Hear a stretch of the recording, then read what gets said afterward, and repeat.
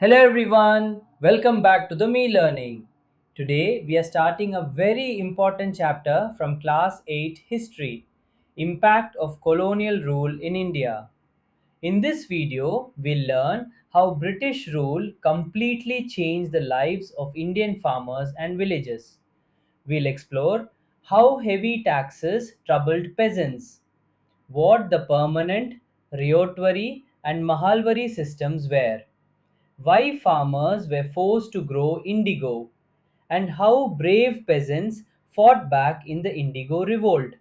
So get ready to travel into the history of colonial India and discover how ordinary farmers became part of India's struggle against British rule. Let's begin.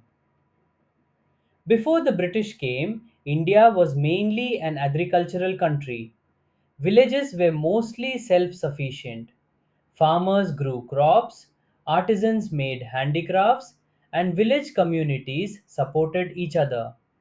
Agriculture and cottage industries worked together.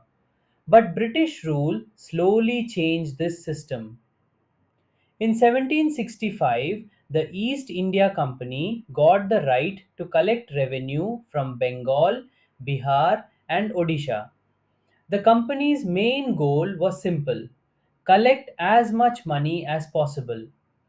Agriculture was India's main income.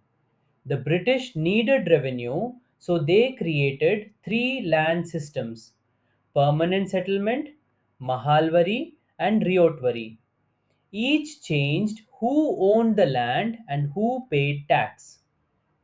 In 1793, Lord Cornwallis introduced the permanent settlement in Bengal. Under this system, zamindars became landowners. They collected taxes from farmers and paid fixed revenue to the British. But if farmers could not pay rent, they lost their land.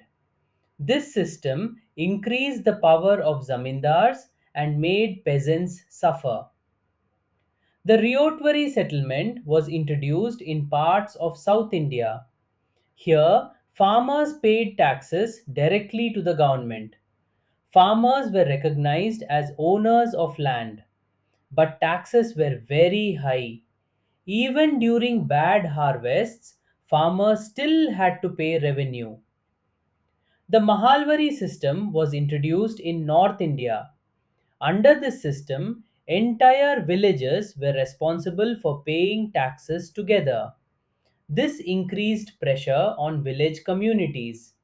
Many farmers fell into debt.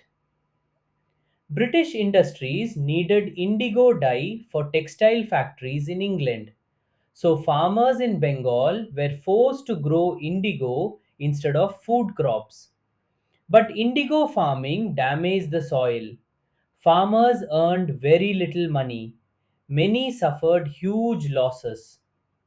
In 1859, farmers in Bengal finally rebelled. They refused to grow indigo. This became known as the Indigo Revolt. The movement became so powerful that the British government had to investigate the complaints. Slowly, indigo cultivation declined. So in this video, we learned how British revenue systems changed Indian villages, how farmers suffered under heavy taxation, and how the Indigo Revolt became an important protest against colonial exploitation.